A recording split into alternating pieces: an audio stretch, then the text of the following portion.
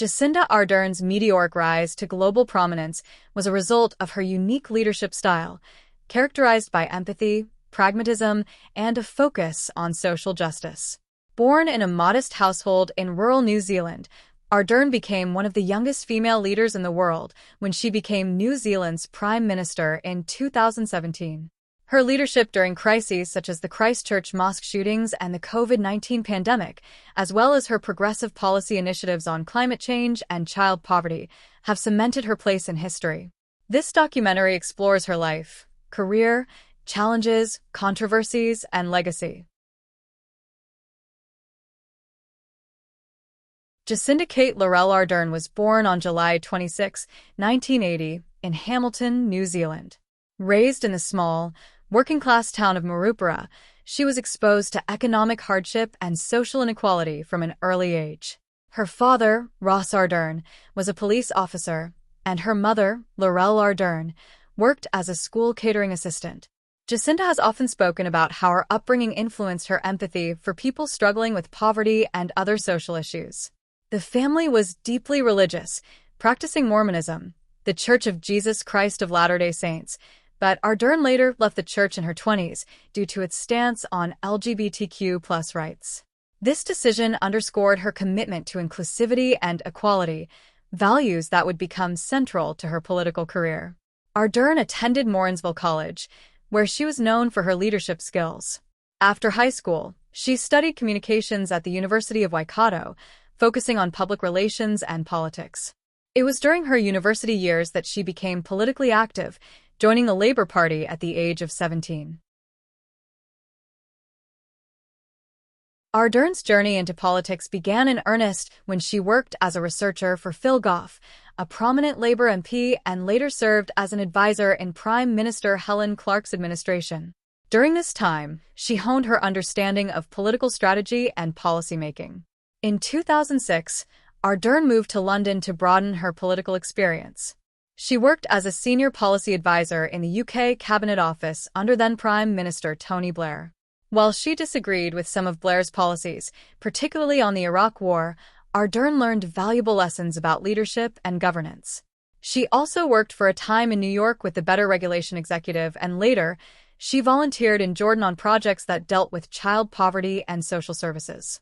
These international experiences broadened her global perspective and deepened her commitment to social justice. In 2008, Jacinda Ardern returned to New Zealand and ran as a Labour candidate in the general election. Though she lost the Waikato seat, she entered Parliament as a list MP under New Zealand's proportional representation system. Over the next few years, she built her profile within the Labour Party, becoming known for her passionate advocacy for children's rights, education, and mental health.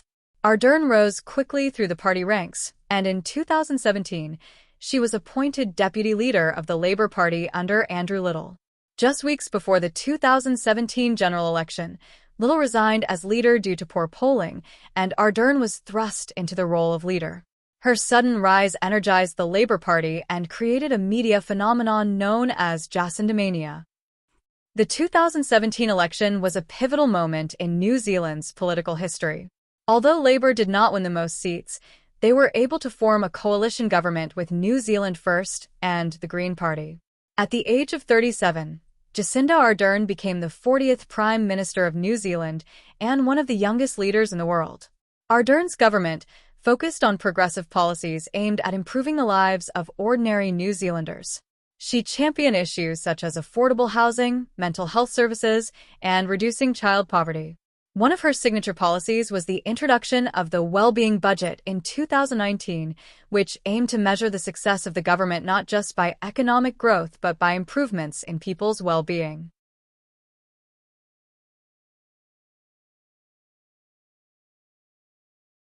Ardern's leadership was put to the test during several major crises.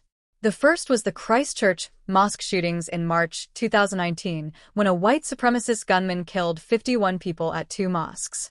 Ardern's response to the tragedy was characterized by empathy and swift action. She visited the victims' families, expressed solidarity with the Muslim community, and wore a hijab as a sign of respect. Her statement, "They're us" resonated worldwide, as did her government's decision to quickly ban semi-automatic weapons in New Zealand. Later that year, Ardern faced another challenge when the Wakari/White Island volcano erupted, killing 22 people. Once again, her leadership was marked by compassion and a focus on supporting the victims and their families. Perhaps the greatest challenge of Ardern's tenure was the COVID-19 pandemic. New Zealand, under her leadership, was one of the first countries to take a strict lockdown approach, aiming for the elimination of the virus rather than mere mitigation.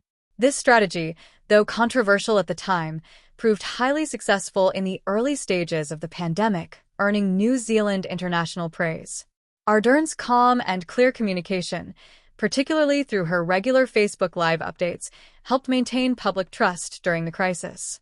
While New Zealand eventually faced challenges related to the Delta and Omicron variants, Ardern's leadership during the pandemic was widely regarded as one of the most effective in the world.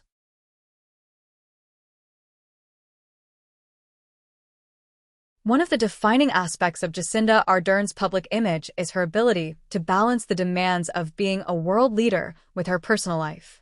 In 2018, she made headlines when she became the first sitting prime minister in New Zealand's history to give birth while in office. Her daughter, Niamh Te-Aroha Ardern Gayford, was born in June 2018, and Ardern's partner, Clark Gayford, took on the role of primary caregiver. Ardern brought her daughter to the United Nations General Assembly later that year, becoming the first world leader to attend the assembly with a newborn. This moment symbolized her modern approach to leadership, showing that family and leadership are not mutually exclusive. Ardern's leadership style is often described as empathetic, authentic, and inclusive. She has broken away from traditional political norms, emphasizing the importance of kindness and compassion in governance. Her approachable demeanor and down-to-earth personality have endeared her to many New Zealanders and earned her a global reputation as a new kind of leader, one who prioritizes people over power. This leadership style has also made her a role model for women in politics around the world. Ardern has been vocal about the importance of gender equality and has used her platform to advocate for women's rights and representation. Throughout her tenure as Prime Minister, Jacinda Ardern has been an influential figure on the global stage. She has spoken at international forums on issues such as climate change, human rights, and digital extremism. Following the Christchurch mosque shootings, Ardern co-led the Christchurch Call, an initiative aimed at eliminating terrorist and violent extremist content online. This initiative was supported by several tech giants, including Facebook and Google. Ardern has also been a strong advocate for climate action.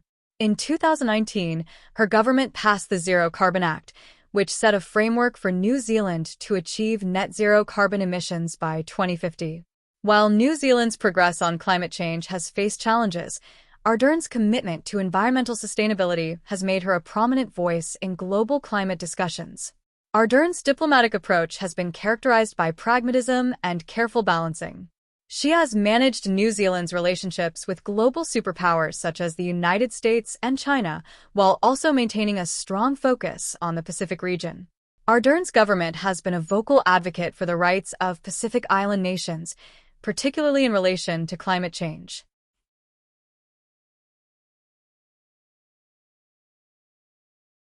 While Ardern's government has been praised for its progressive social policies, it has also faced criticism, particularly regarding the housing crisis and economic inequality. Despite efforts to address housing affordability, the crisis worsened during her time in office, with skyrocketing property prices and rising rents. Critics argue that Ardern's government did not move quickly or decisively enough to solve the issue, despite making it a central focus of her campaign. Although Ardern's early response to the COVID-19 pandemic was widely lauded, there were criticisms of the prolonged lockdowns and strict border policies, particularly from business owners and those who were separated from family members abroad. Some argued that the economic fallout from the lockdowns, including job losses and the closure of small businesses, outweighed the health benefits. Additionally, the government faced challenges with the vaccine rollout in 2021, leading to criticism that New Zealand was slow to vaccinate its population compared to other countries. While Ardern's government has made strides in improving outcomes for Maori communities, particularly in healthcare and education, it has faced criticism from some Maori leaders for not going far enough in addressing systemic inequalities. Issues such as land rights, Maori representation in government, and access to resources remain contentious topics. In early 2023, Jacinda Ardern shocked the world when she announced her resignation as Prime Minister, citing the need for personal time and reflection. Her decision was met with mixed reactions. Some praised her for recognizing the toll that leadership had taken on her, while others questioned the timing of her departure amid ongoing challenges. Her resignation underscored the intense personal pressures that come with political leadership, particularly for a global figure like Ardern. She remains an influential figure in New Zealand politics and is likely to continue playing a role in public life, whether through advocacy, diplomacy, or other leadership roles. Since stepping down as Prime Minister, Ardern is focused on spending time with her family and has taken on various roles in international organizations. She continues to be an influential voice on issues such as climate change, social justice, and digital regulation. Her post-leadership career is likely to see her engaged in global diplomacy and activism, leveraging her unique experience as a world leader to address some of the most pressing issues of our time.